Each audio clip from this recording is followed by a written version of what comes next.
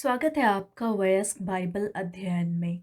इस सप्ताह हम पाठ 10 पढ़ेंगे, नवंबर 30 से दिसंबर 6 के लिए। शीर्षक है मार्ग, सत्य और जीवन। सबत अपराह्न, नवंबर 30 के लिए। इस सप्ताह के पाठ के लिए पढ़े यूहन्ना 13 का 1 से 20, यूहन्ना 14 का 1 से 3, यूहन्ना 14 का 5 और 6, यूहन्ना 1 का 14 और 17, यूहन्ना 5 का 38 से 40। याद वचन लिया गया है यूहन्ना 1 का 18 से। परमेश्वर को किसी ने कभी नहीं देखा, इकलौता पुत्र जो पिता की गोद में है, उसी ने उसे प्रकट किया। यूहन्ना की पुस्तक को 4 भागों में विभाजित किया गया है। पहला, शुरुआत, यूहन्ना 1 का 1 से 18। दूसरा, चमत्कारों के बारे में पुस्तक, यूहन्ना 1 का 19 से लेके 12 का 50। तीसरा, महिमा के बारे में पुस्तक, यूहन्ना 13 का 1 से लेके 20 का 31 पद तक। और चौथा, अंत, यूहन्ना 21 का 1 से लेके 25। अब तक हमने अधिकतर शुरुआत और चमत्कारों के बारे में पुस्तक का अध्ययन किया है। यूहन्ना की पुस्तक की ये 2 भाग हमें यह दिखाने के लिए कि यीशु के चमत्कारों, वार्तालापों और शिक्षाओं का उपयोग करते हैं कि यीशु कौन है। अब हमारा पाठ यूहन्ना के तीसरे भाग को बताने वाला है, महिमा के बारे में पुस्तक। जैसा कि हमने पहले ही देखा, यीशु ने अपनी तुलना 7 अलग अलग चीज़ों से की, जो यह समझाने में मदद करती है कि वह कौन है। ये 7 शब्द, चित्र, मैं हूँ शब्दों से अंत होते हैं। पहला, यीशु कहता है, जीवन की रोटी मैं हूँ, यूहन्ना 6 का 35, 41, 48 और 51। दूसरा, जगत की ज्योति मैं हूँ, यूहन्ना 8 का 12, यूहन्ना 9 का 5। तीसरा, द्वार मैं हूँ, यूहन्ना 10 का 7 और 9। चौथा, अच्छा चरवाहा मैं हूँ, यूहन्ना 10 का 11 और 14। पांचवा, पुनरुत्थान और जीवन मैं हूँ, यूहन्ना 11 का 25। छठा, मार्ग, सत्य और जीवन मैं हूँ, यूहन्ना 14 का 6।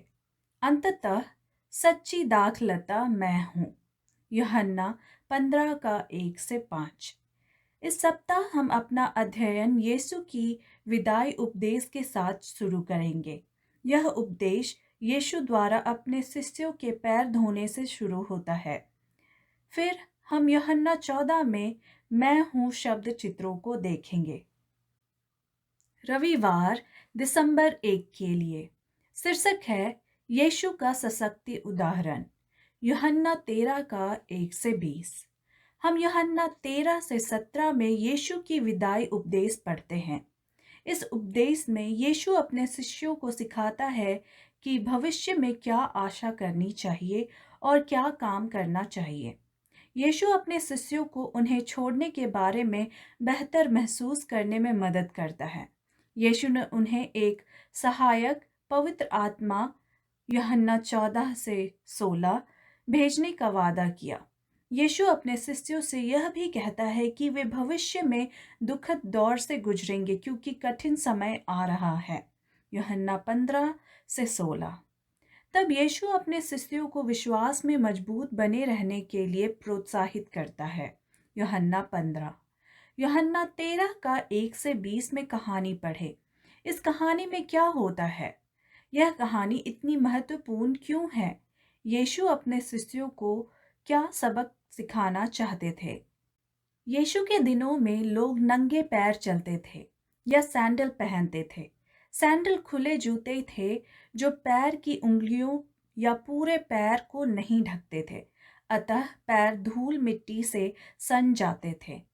दास या नौकर किसी के घर भोजन के लिए आए मेहमानों के पैर धोते थे। लेकिन जिस रात यीशु ने गिरफ्तार होने से पहले अपने अनुयायियों के साथ आखिरी भोजन किया, उस रात यीशु और उसके शिष्यों के साथ कोई नौकर नहीं था। सभी को आश्चर्य हुआ जब यीशु रात्रि भोज से उठा और अपने सभी शिष्यों के पैर धोए, यूहन्ना 13 का 4 और 5। हमें वह सब कुछ बताता है जो यीशु ने किया। यूहन्ना हमें वह सब कुछ बताता है जो यीशु ने किया था, क्योंकि यूहन्ना चाहता है कि हम समझें कि यीशु कुछ बहुत खास कर रहा है। यीशु परमेश्वर है। अब परमेश्वर एक सेवक के समान कार्य कर रहा है। यीशु ने अपने हृदय से सारा अभिमान निकाल दिया और अपने सेवकों या शिष्यों के पैर धोने के लिए घुटने टेक दिए। यूहन्ना 13 का 8 से 11 में पतरस के शब्द और व्यवहार हमें दिखाते हैं कि यीशु के शिष्यों ने उसके कार्यों को कितना गलत समझा। यीशु उद्धारकर्ता, उनका स्वामी, इस गंदे काम को करने के लिए खुद को कैसे नीचे गिरा सकता है। पतरस ने यीशु को अपने पैर धोने से मना कर दिया। यीशु ने पतरस से कहा कि यदि उसने ऐसा करने से इनकार किया तो पतरस का यीशु के साथ कोई संबंध नहीं है। इसलिए पतरस ने और अधिक की मांग की, क्योंकि वह हर तरह से यीशु के साथ जुड़ा रहना चाहता था। जब यीशु अपने शिष्यों के पैर धोने के लिए स्वयं नीचे आता है तो वह हमें दिखाता है कि वह कौन है। यूहन्ना 13 का 13 में यीशु कहता है कि वह शिक्षक और प्रभु है। ये नाम हमें दिखाते हैं कि यीशु के पास अथाह शक्ति और नियंत्रण है। लेकिन यीशु सिखाता है कि शक्ति और नियंत्रण का उपयोग अन्य लोगों की सेवा के लिए किया जाना चाहिए, ना कि खुद को और शक्तिशाली बनाने के लिए। आज सेवेंथ डे एडवेंटिस्ट चर्च पैर धोने के मामले में यीशु के उदाहरण का अनुसरण करता है। प्रभु भोज में शामिल होने के लिए सदस्य एक दूसरे के पैर धोते हैं। सोमवार दिसंबर 3 के लिए शीर्षक है मैं फिर आऊंगा। यूहन्ना 14 का 1 से 3। पढ़े यूहन्ना 14 का 1 से 3 में यीशु कहता है, यीशु ने ये शब्द क्यों कहे, यीशु क्या प्रतिज्ञा करता है। यूहन्ना 13 अध्याय के अंत में यीशु कहता है कि वह जा रहा है। यूहन्ना 13 का 33। यह कथन पतरस को यीशु से पूछने के लिए प्रेरित करता है कि वह कहाँ जा रहा है। यूहन्ना 13 का 36। चेले यह नहीं समझते कि यीशु क्रूस पर मरने, मृतकों में से जी उठने और स्वर्ग वापस जाने के बारे में बात कर रहा है। पतरस कहता है कि वह यीशु के लिए मरने को तैयार है। यूहन्ना 13 का 37। इस समय यीशु ने पतरस से कहा कि वह जल्द ही इनकार करेगा कि वह नहीं जानता कि यीशु कौन है। तब यीशु ने अपने चेलों से कहा कि वे व्याकुल ना हों। यूहन्ना 14 का 1। जब लोग चिंतित या भयभीत होते हैं तो वे अक्सर भ्रमित हो सकते हैं। इसलिए यीशु जानता है कि उसके शब्द उसके चेलों को भविष्य के बारे में डर या भ्रमित महसूस करा सकते हैं। यीशु नहीं चाहता कि उसके चेले डरे, इसलिए यीशु उन्हें बेहतर महसूस करने में मदद करने के लिए कुछ सलाह देता है। यीशु अपने पिता के घर के बारे में बात करता है। घर में कई कमरे होंगे। क्या आप देखते हैं कि ये कमरे हवेली या बड़े घर नहीं हैं? ये कमरे किसी सराय या होटल के कमरों के समान हैं। यीशु अपने पिता के घर में अपने चेलों के लिए जगह तैयार करने के लिए स्वर्ग जा रहा है। यीशु क्रूस के पार देख रहा है, भविष्य में उस समय तक जब पाप की समस्या हमेशा के लिए हल हो जाएगी। दानियल 7 का 27 पढ़ें। यीशु कहता है, और यदि मैं जाकर तुम्हारे लिए जगह तैयार करूं, तो फिर आकर तुम्हें अपने यहाँ ले जाऊंगा, कि जहाँ मैं रहूं वहाँ तुम भी रहो। यूहन्ना 14 का 3। यह प्रतिज्ञा दूसरे आगमन के बारे में बात करती है। हम इस वादे पर भरोसा क्यों कर सकते हैं? प्रश्न का उत्तर देने के लिए हम दो अलग अलग तरीकों पर गौर करना चाहिए, जिनसे हम इस प्रतिज्ञा का अनुवाद कर सकते हैं। यूहन्ना 14 का 3 में शब्द मैं आऊँगा हमें दिखाता है कि यीशु भविष्य में क्या करेगा। ग्रीक भाषा में इन शब्दों को मैं आ रहा हूँ के रूप में भी लिखा जा सकता है, जो हमें दिखाता है कि यीशु इस समय क्या कर रहा है। अतः यूहन्ना हमें बाइबल का एक सशक्त सत्य दिखाता है।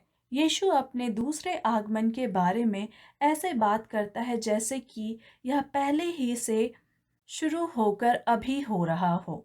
इसीलिए हम यीशु पर भरोसा कर सकते हैं जब वह कहता है कि वह फिर आएगा।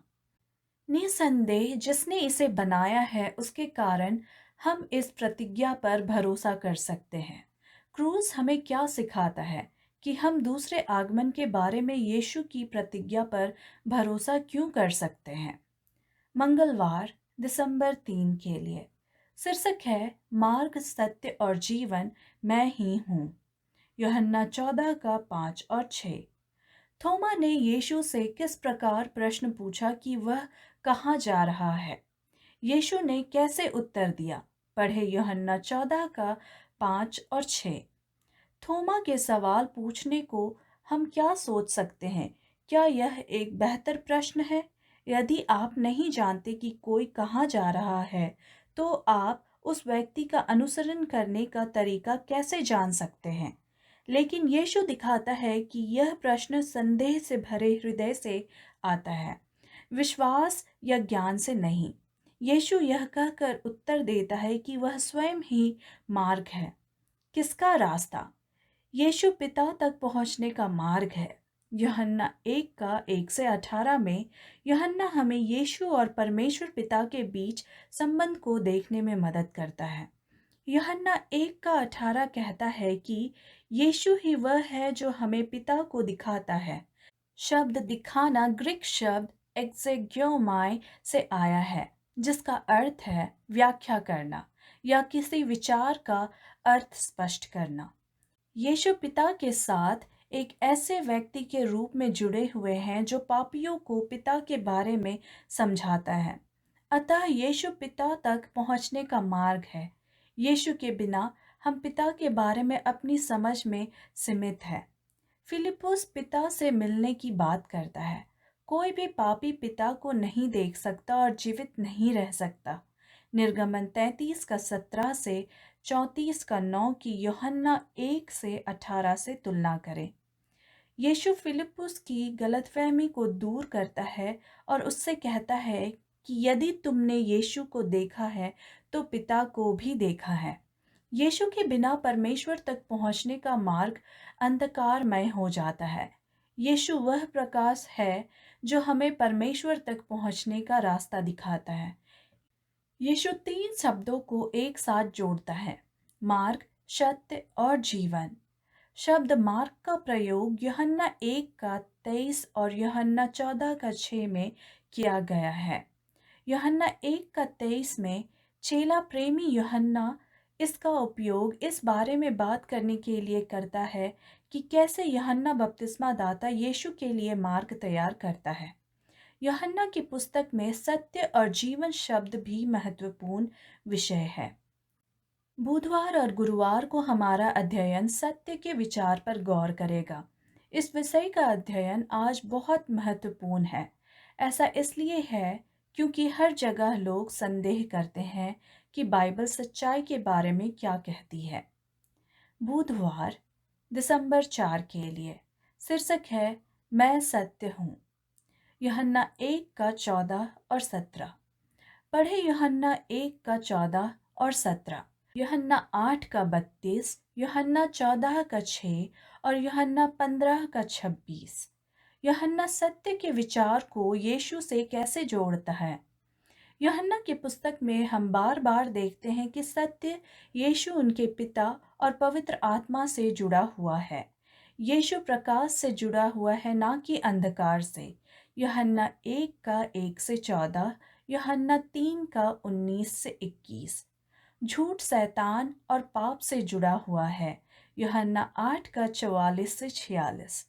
यूहन्ना की पुस्तक में सच्चाई, जानकारी और सही संख्याओं से कहीं अधिक है। सत्य का अर्थ परमेश्वर की आज्ञा का पालन करना और वह करना भी है जो वह हमसे करने को कहता है। बहुत से लोग जीवित परमेश्वर को जानना चाहते हैं। ये लोग अपने जीवन में परमेश्वर को चाहते हैं। मानव निर्मित विचार और लेखन मानव हृदय की भूख को नहीं शांत कर सकते। मानवीय कथनों और आविष्कारों का कोई मूल्य नहीं है। लोगों को बाइबल अवश्य पढ़नी चाहिए। बाइबल में लोग परमेश्वर को उनसे बात करते हुए सुनेंगे। इन लोगों ने शायद केवल मानवीय विचार ही सुने होंगे, लेकिन जब वे बाइबल पढ़ेंगे तो वो परमेश्वर की आवाज़ सुनेंगे। प्रभु आत्मा को नया बना सकता है और हमें अनंत जीवन दे सकता है। Ellen G White, Christ object lessons, प्रीस्ट 40। इस बारे में सोचे कि यीशु का सत्य होने का क्या अर्थ है। यीशु सहवे या शब्द है जो शुरू से ही परमेश्वर के साथ था। यीशु ने सभी चीजें बनाई, यूहन्ना 1:1-4। यीशु शुरू से ही पिता के साथ एक था। यीशु और पिता एक दूसरे के साथ पूर्ण सहमत है। यीशु भी मैं हूँ है। यीशु किसी और के नियंत्रण में नहीं है। हर चीज यहाँ जीवित है या अस्तित्व में है क्योंकि यीशु ने इसे बनाया है। क्योंकि उसी में सारी वस्तुओं की सृष्टि हुई, स्वर्ग की हो अथवा पृथ्वी की, देखी या अनदेखी, क्या सिंहासन, क्या प्रभुताएं, क्या प्रधानताएं, क्या अधिकार, सारी वस्तुएं उसी के द्वारा और उसी के लिए सृजी गई है। वही सब वस्तुओं में प्रथम है और सब वस्तुएं उसी में स्थिर रहती है। कुलूसियों 1:16-17। यीशु सच बोलने वाले से बढ़कर है। यीशु सत्य है। सत्य कोई विचार या मानवीय आविष्कार नहीं है। सत्य एक व्यक्ति है। वह व्यक्ति यीशु है। सत्य यीशु की तुलना उस सूर्य से की जा सकती है जो पूरी पृथ्वी को प्रकाशित करता है। यूहन्ना 8:12। C.S. लुइस कहता है, मैं ईसाई धर्म में उसी तरह विश्वास करता हूँ जैसे मैं मानता हूँ कि सूर्य उगता है। मैंने सूर्योदय देखा है, फिर सूरज मुझे हर चीज में मदद करता है। क्या धर्मशास्त्र काव्य है? N.P. समीज दत्त, यूनिवर्सिटी प्रेस, 2014। प्रीस्ट 15। पहली बार 1944 में प्रस्तुत किया गया। यीशु सत्य हमें जीवन और हमारे आसपास की हर चीज को समझने में मदद करता है। बृहस्पतिवार दिसंबर 5 के लिए शीर्षक है बाइबल और सत्य। यूहन्ना 5:38-40। यूहन्ना की पुस्तक हमें उसके बारे में बताती है जो मार्ग, सत्य और जीवन है। हमें बाइबल की सच्चाई सिखाने में पुराने और नए नियम की महत्वपूर्ण भूमिका है। बाइबल हमें सिखाती है कि यीशु कौन है और वह क्या करने आया था। यूहन्ना 5:38-40 पढ़ें। इन पदों में यीशु बाइबल के बारे में क्या कह रहा है? यीशु और उसके चेलों ने यह दिखाने के लिए कि वह उद्धार करता है, बाइबल का बार बार उपयोग किया। यीशु ने कहा, यदि तुम सचमुच मूसा पर विश्वास करते तो मुझ पर विश्वास करते, क्योंकि मूसा ने मेरे विषय में लिखा है। परंतु मूसा ने जो लिखा उस पर तुम विश्वास नहीं करते, तो तुम मेरी बात पर विश्वास कैसे कर सकते हो? यूहन्ना 5:46-47। लूका 24:27 पढ़े। यह क्यों महत्वपूर्ण है कि यीशु ने यह दिखाने के लिए बाइबल का उपयोग किया कि परमेश्वर के लिए उसका कार्य क्यों महत्वपूर्ण था। मत्ती की पुस्तक में यीशु निर्गमन से एक आयत कहता है कि यहूदी अगुओं से कहता है, परंतु मरे हुओं के जी उठने के विषय में क्या तुमने यह वचन नहीं पढ़ा जो परमेश्वर ने तुमसे कहा? मत्ती 22:31। उसी तरह जकरिया ने उन चीज़ों के बारे में बात की जिनकी प्रतिज्ञा परमेश्वर ने बहुत पहले अपने पवित्र भविष्यवक्ताओं यानी विशेष दूतों के माध्यम से किया था। लूका 1:70। पतरस ने पेंतकुस्त के दिन धर्मोपदेश दिया। पेंतिकोस्ट वह समय था जब यीशु के स्वर्ग वापस जाने के बाद परमेश्वर ने कलीसिया पर पवित्र आत्मा डाला था। अपने उपदेश में पतरस ने कहा, हे भाइयों, अवश्य था कि पवित्र शास्त्र का वह लेख पूरा हो जो पवित्र आत्मा ने दाऊद के मुख से यहूदा के विषय में, जो यीशु के पकड़ने वालों का अगुआ था, पहले से कहा था। प्रेरितों 1:16। बाइबल विज्ञान के बारे में कोई स्कूली किताब नहीं है। बाइबल यह नहीं बताती कि मानव मस्तिष्क कोशिका के सबसे छोटे हिस्से को कैसे विभाजित किए जाए या मानव शरीर पर कैसे काम किया जाए। लेकिन बाइबल हमें मानव निर्मित ज्ञान से भी अधिक महत्वपूर्ण कुछ देती है। बाइबल हमें यह समझने में मदद करती है कि हम कौन हैं और हम यहाँ क्यों हैं। बाइबल प्रकाश के समान है। यह प्रकाश हमें देखने में सहायता करता है। इस प्रकाश के बिना हम परमेश्वर को नहीं समझ सकते। वह कौन है, हम कहाँ से आए हैं, हम यहाँ क्यों हैं, जीवन का क्या अर्थ है और भविष्य में क्या होगा। बाइबल की कुछ ऐसी सच्चाइयाँ क्या है जिन्हें विज्ञान नहीं सिखा सकता। शुक्रवार दिसंबर 6 के लिए अतिरिक्त विचार। Read Ellen G White the light of life, pages 463 and 475. In the Desire of Ages, E. Edward Zinke, The Authority of the Bible and the Certainty of the Second Coming. The Certainty of the Second Coming, pages 23 to 26. यीशु ने कहा, मैं जगत की ज्योति हूँ। यूहन्ना 8:12। जब यीशु ने यह शब्द कहे तो वह मंदिर के उस हिस्से में था जो झोपड़ियों के पर्व नामक एक विशेष यहूदी पर्व से जुड़ा था। मंदिर के इस भाग के मध्य में दो बड़े दीवट खड़े थे। शाम को अर्घ्य देने के बाद सभी दीपक जलाए जाते थे। दीपकों का प्रकाश यरूशलेम नगर की ओर चमकता था। दिए यहूदियों को उस समय को याद करने में मदद करते थे जब परमेश्वर ने अपने लोगों को प्रकाश के एक ऊंचे बादल में जंगल के पार ले जाता था। दीपक की रोशनी ने लोगों को प्रतिज्ञा किए गए उद्धारकर्ता के आगमन के बारे में सोचने में मदद की। शाम को जब दीपक जलाए गए तो मंदिर में मौजूद लोग खुशी से झूम उठे। जब मंदिर के दीपकों ने यरूशलेम को रोशनी से भर दिया तो यहूदियों ने आने वाले उद्धारकर्ता में अपनी आशा के बारे में बात की। लोगों को आशा थी कि उद्धारकर्ता शीघ्र ही इज़राइल को अपनी रोशनी से भरने के लिए आएगा। यीशु ने समझा कि दीपकों ने बाइबल का एक और महत्वपूर्ण सत्य भी सिखाया। यीशु मंदिर के दीपकों के समान है। यीशु ही वह है जो हम सभी को आध्यात्मिक प्रकाश या सत्य देता है। बाइबल का यह सत्य इस अंधेरी धरती पर लोगों के दिल और दिमाग को रोशनी से भर देता है। मंदिर में दीपक एक अच्छा शब्द चित्र थे, लेकिन सूरज बेहतर था।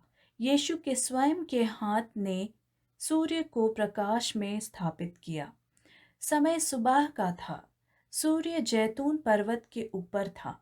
सूरज की किरणें संगमरमर के महलों पर पड़ी और स्वर्ण मंदिर के दीवारों को रोशन कर दिया। यीशु ने सूरज की ओर इशारा किया और कहा, मैं जगत की ज्योति हूँ। यूहन्ना 8:12। Ellen G White, the desire of ages, page 463 और 464। चर्चागत प्रश्न।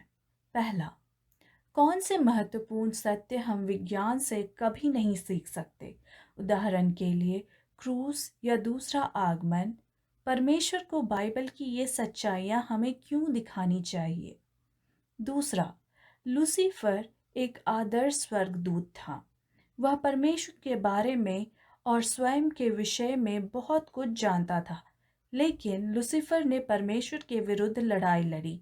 लूसीफर का पतन हमें स्वतंत्र विकल्प के बारे में क्या सिखाता है? हमारे पास भी यही मुक्त विकल्प है। हमें अपना जीवन हर पल परमेश्वर को देने का चुनाव क्यों करना चाहिए? धन्यवाद। परमेश्वर आपको आशीर्वाद दे।